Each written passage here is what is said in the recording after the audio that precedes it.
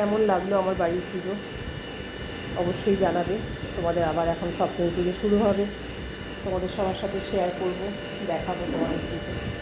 হ্যাঁ, অঞ্জলি টঞ্জলি সবই তোমাদের সাথে শেয়ার করবো যখন হবে। আর আমাদের তো টানা 10 দিনই উপোস মানে উপোস মানে কি, টানা 10 দিনই আমাদের অঞ্জলি চলে, প্রথমা থেকে একদম দশমীটা হয় না, নবমী পর্যন্ত। হ্যাঁ, তো সবাই ভালো থেকো। ঠাকুর সব দেখছো সবাই, আমাদের শিয়ালদায় তো এবার প্রচণ্ড ভিড়। সব পঞ্চমীতে এত ভিড় হয়েছে রাস্তায়, মানে চলাচল করা যাচ্ছে না।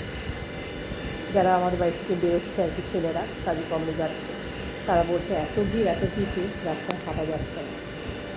তো আমাদের তো এই সমস্ত দেখার প্রশ্নই ওঠে না, কারণ ঘরের মধ্যেই সব বন্দি, পুজোর কাজকর্মে ব্যস্ত।